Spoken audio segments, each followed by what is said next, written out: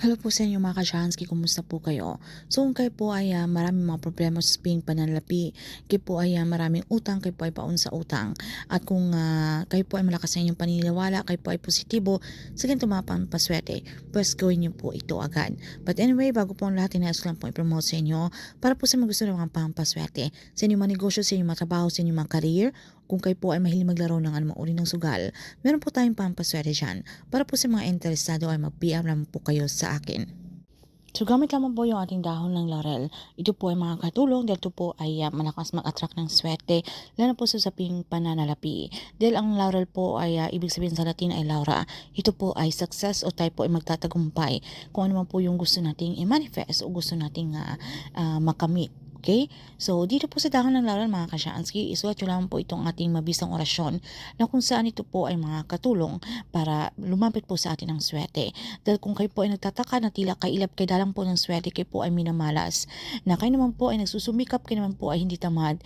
So bakit po tila ganun pa rin po ang inyong pamumuhay, na puro na lang po problema na po sa usaping pananalapi, kayo po ay laging kapos o gipit, kayo po ay baon sa utang. So tila may mali mga ka-Shansky, okay? Kung dati kayo po ay sinuwerte at napalitan agad ito ng kamalasan, so hindi po natin alam, meron po mga inggit, mga evil eye na yan sa paligid, marami po mga negative energy. So kinakailangan meron po tayong pangontra at maitaboy po natin yung mga kamalasan na yan sa pamamagitan po ng pampaswerte ito, okay? So dapat you should trust the process. So sa dahon ng laurel mga ka-Shansky, isulat nyo naman po itong isang orasyon na ito pong Pater Noster Salvame Jesus. Okay, sulat nyo po yan sa inyong dahon ng laurel. At ito po ay ilagay po natin ito sa ating mga pitaka. So para ma-activate po ang energy nito ay pwede po natin itong dasalan, okay? So kahit po mga personal na dasal or kung kayo po ay Katoliko, isang ama namin at isang sumasampalataya ako.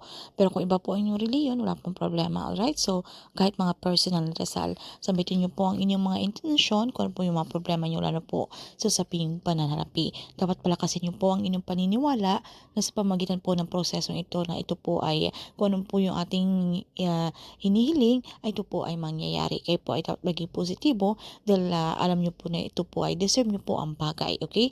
Na inyong hinihiling kay universe.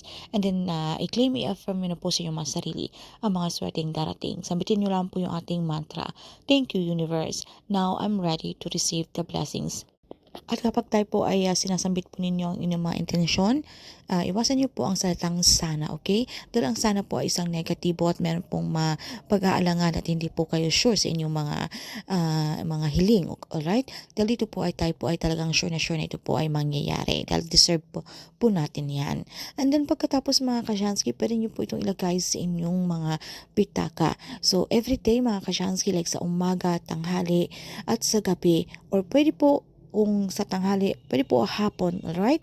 At sa gabi. So, banggitin niyo po yan, pwede niyo po itong himasin-masin at sa pamagitan po ng inyong isipan, ay niyo po itong sambitin, alright? Ito po ay makakatulong para lumapit po ang swerte na yan. Especially po kung meron po tayong inaantay na halaga ng pera na lagi pong nadidelayed, hindi po natuloy-tuloy, okay? Ito po ay gawin natin, okay? Para itong ating minamanifest, ay ito po ay mangyayari. At kinakailangan na kayo po ay ipagpatuloy pa rin po yung inyong ginagawa. Ito po ang ating pampaswerte, isang kapayo inspirasyon lamang. Kinakailangan na makita pa rin yung universe na tayo po ay nagsusumikap, tayo pa rin po ay gumagawa ng aksyon, mga pagpaplanong gagawin. Tayo pa rin po ay nagpapakabisi sa ating ginagawa. Dahil tandaan natin na sa atin pa rin po ang may kontrol at tayo pa rin po ang gumagawa ng ating kapalaran. Nasa ating kamay ang tagumpay mga ka-Shansky. So ika nga nila, nasa Diyos ang awa, nasa tao ang gawa. Dahil ito po ay kung kayo po ay maging tamad at wala na po tayong gagawin at mag-aantay lamang po tayo ng grasya, dahil tayo po mag-rely na po sa ito mga pampaswerte.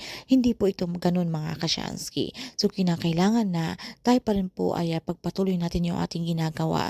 Dahil ito po ay ginagawa natin ang ritual na ito dahil pinaparating po natin kay universe na tayo po ay ready nang makareceive ng blessings na yan. Dahil deserve po natin yan. So yun lamang po mga ka-Shanskit, kapag hindi man po agad-agaran nangyayari ang inyong mga kahilingan ay wag po kayong mawala ng pag-asa. Dahil normal lang po yan, okay? Kung alam niyo po na alam niyo po ang bagay na inyong hiniling kay universe na deserve niyo po yan, ito po ay mangyayari. So maging komportable lamang po tayo, wag po tayong atat at lagi po natin inaantay yung swerte. Dahil ito po ay darating po sa inyo, wag po tayong puro reklamo sa ating buhay. At kung gusto niyo po, mahilig po kayo sa ganito mga pampaswerte, puwede niyo po, subukan yung iba nating mga pampaswerte sa ating mga video. So yun lamang po, maraming maraming salamat mga ka-Shanski, at kung meron po kayong mga katanungan o hindi man masyadong klaro sa topic na ito, ay paki-comment na lamang po sa ibaba. So yan lamang po at maraming maraming salamat. See you again on our next one.